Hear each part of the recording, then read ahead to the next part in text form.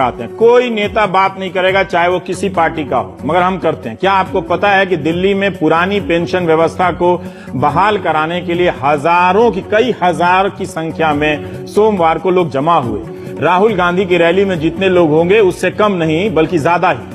अपने फेसबुक पर पत्रकार शिशिर सोनी ने लिखा कि कोई नेता विधान पार्षद होता है और फिर वही अगर विधानसभा का चुनाव जीत जाए और वही कभी ये सांसद जीत जाए तो उसे तीनों जगहों से पेंशन मिलती है। मुझे यकीन नहीं हुआ, लेकिन जब हमने एक दो सांसदों से पूछा तो उन्होंने कहा कि हाँ, तीनों जगह से पेंशन मिलती है। ये हुआ कमाल का आइडिया और आप लतीफा पर हंसिए।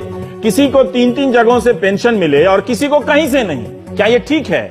इस पर आप कब बात करेंगे? तभी आप कर सकेंगे जब विप्लवी बयानों पर लतीफा बनाने में बिजी नहीं होंगे।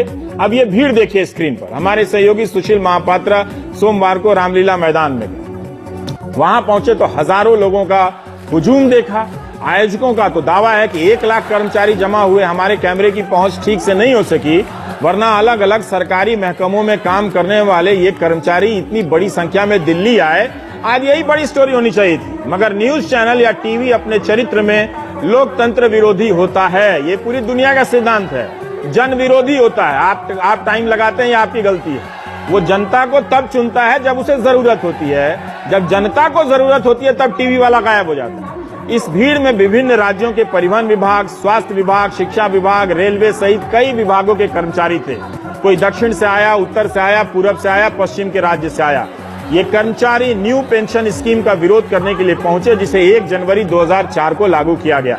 इन कर्मचारियों का कहना है कि शुरू में न्यू पेंशन स्कीम के बारे में ज्यादा पता नहीं था, क्योंकि तब बहुतों को पुरानी स्कीम के तहत पेंशन मिल रही थी।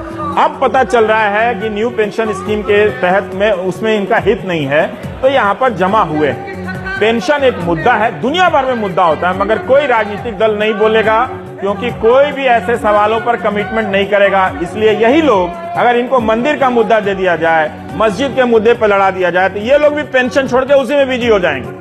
दुनिया भर में ये मुद्दा है सामाजिक सुरक्षा का, मगर भारत में इसे दरी के नीचे छिपा दिया गया। पर आप देखिए कि मीडिया के बिना भी इसी समय में लोग जमा हो रहे हैं, अपनी आवाज उठा रहे हैं। बस यही है कि इतनी बड़ी संख्या में लोग दिल्ली में जमा हुए और किसी को पता नहीं चलने दिया गया।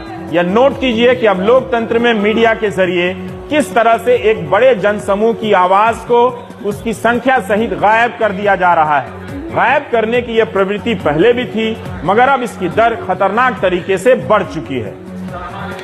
ये सरकार द्वारा पॉलिसी लाई गई है एनपीएस की, ये सरासर एक शेयर मार्केट को ध्यान में रखकर लाई गई है।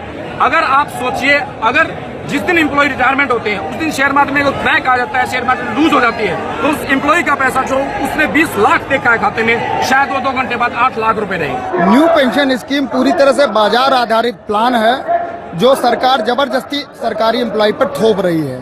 अगर न्यू पेंशन स्कीम इतनी ही अच्छी है तो सरकार के सांसद और विधायक न्यू पेंशन स्कीम क्यों नहीं ले रहे हैं? वो पुरानी पेंशन का लाभ क्यों ले रहे हैं? एक दिन का विधायक और सांसद पूरी ताउम्र फैमिली पेंशन लेता है, लेकिन नई पेंशन स्कीम जो है उसमें ना तो फैमिली पेंशन है, ना जीपीएफ है, और ये पूरी तरह से बाजार आधारित प्लान है।